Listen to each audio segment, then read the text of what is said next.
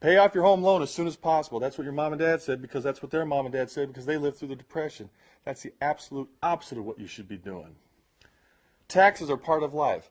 Unfortunately, taxes are, but there are things you can do to reduce your taxes, and I'll bet you many of you are not taking advantage of that. And of course, all consumer debt is bad. This is one of my favorite. Everyone tells you from the time you're about that tall, get out of debt, get out of debt. Don't always pay cash, always pay cash. Guys, they're dead wrong. And I'll show you what I mean by that as we go along here. So let's get real. According to a study done by Dalbar Research, average equity investors, that's people that invest in the stock market, receive only 2.9% returns between 1984 and 2002.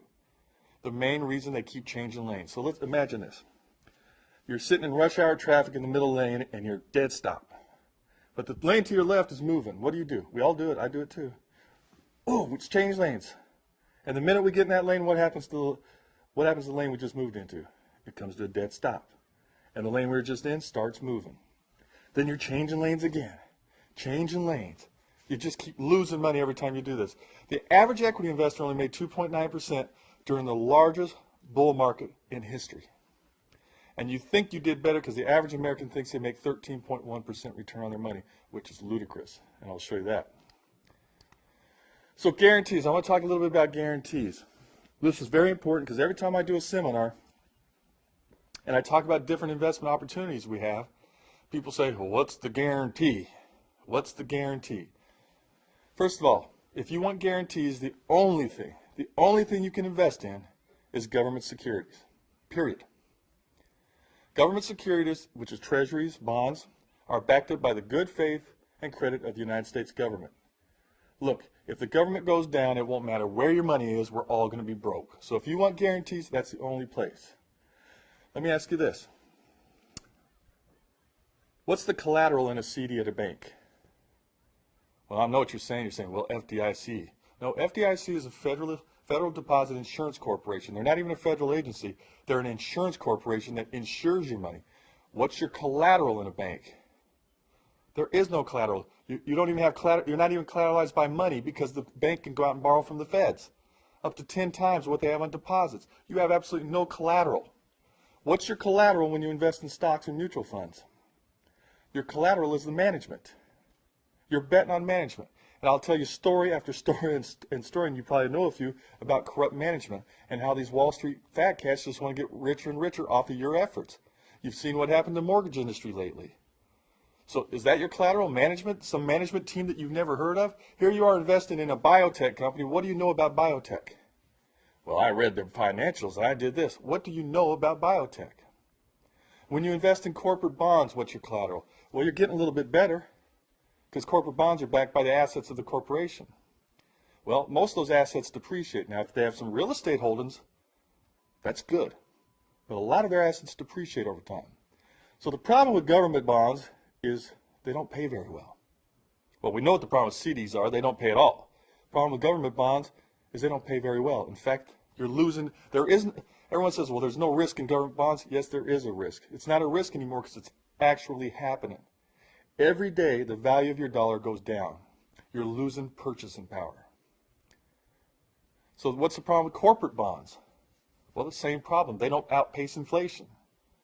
Well, then you got to get in the stock market. So you have to collateralize by management, right? Well, the problem with that is even the stock market's not outpacing inflation today. But, you're probably going to make a little bit better off in the stock market than you do in bonds.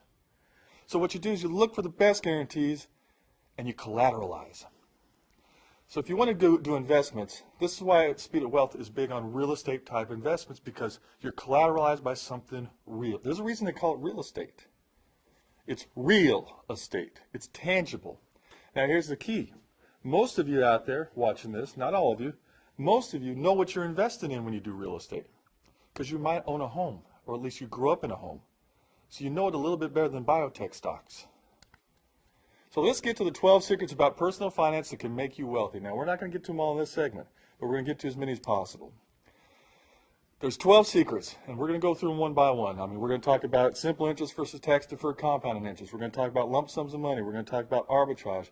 We're going to talk about becoming your own banker, growing money in two calm systems. I don't want to go into all 12 of them here because, again, this segment's, we're just trying to get you acclimated and get you pumped up about what we're doing. So today, here's what you're going to learn.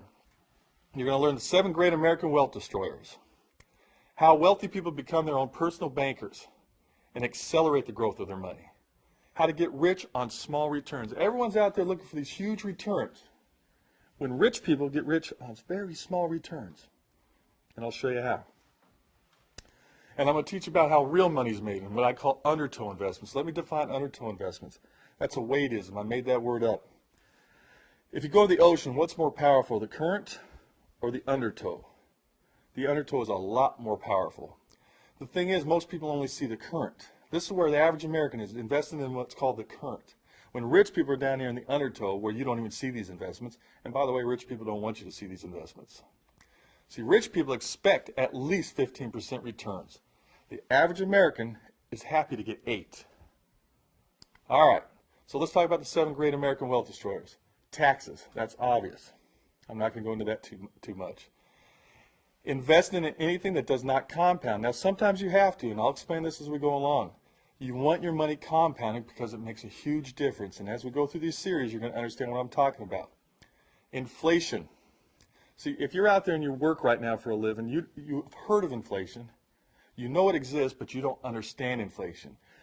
Because until recently, incomes stay up with inflation. You know, gas goes up a little bit, incomes go up. You know, house prices go up, incomes go up.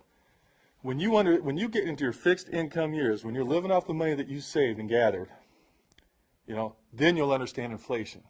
When gas goes from $3 to $4 a gallon, which it will, and it has in some parts of the country, you quit doing what you were doing. If you had plans to drive to Arizona, you don't go anymore. You will feel inflation when you retire. I'm going to talk about debt, non-preferred debt. That's a wealth destroyer. Notice I said non-preferred debt, because the next one I say not utilizing preferred debt to build wealth. Here's your two favorite words for building wealth. Remember these. If you get nothing out of this segment today, I want you to remember these 2 words: leverage and arbitrage. And we're going to be talking about that a lot. Opportunity cost. I believe this is one of the biggest expenses Americans face. It could cost you millions of dollars in retirement. And of course, procrastination. Now, folks, I can help you with the first 6. I cannot help you with procrastination. You're going to have to take action today. Secret number 1. Wealthy people become their own personal bankers and accelerate the growth of their money. Okay? Let's take a look at this. You probably bank somewhere. When you get a paycheck, you go deposit somewhere. Some of you out there may actually buy CDs or money market funds from a bank. By the way, my own personal opinion, you don't go to the bank to do any kind of finance stuff. They're banks, but that's on a different subject. When you put money into the bank or you buy a CD, what are you doing? You're essentially loaning money to the bank. And in return, they pay you an interest rate on that money. And in today's environment, you're lucky to get 3.5% on a CD. Of course, if you're in a checking or savings account, you're lucky to get any half a point if that. But let's just say you have a CD. But let's say the bank's very generous. Okay? Let's say the bank pays you 6% on your money. Now, I know that's laughable, but stay with me here, all right? Now, do you think the bank just sits on that money? Now, you gave them money, and they're paying you, let's say, 6%. Do you think they just sit there on that money? Of course not. They go out and they find a borrower, and they loan that money out, and they loan the money to that person at 9%. And this is kind of laughable. A lot of times they're loaning it right back to you. They're loaning you your money right back, and what do they create? What did they just create here? They created 3% arbitrage, the spread of money. They're paying you 6%, and they're receiving 9%. That's 3% return on their money, but it's actually free money. And this is why banks are very wealthy. Now, it's actually a lot grosser than that, because if I brought in the Federal Reserve and how they do and all that, it's really sickening how these banks get rich. Banks are controlling America, but that's another soapbox I don't want to get on.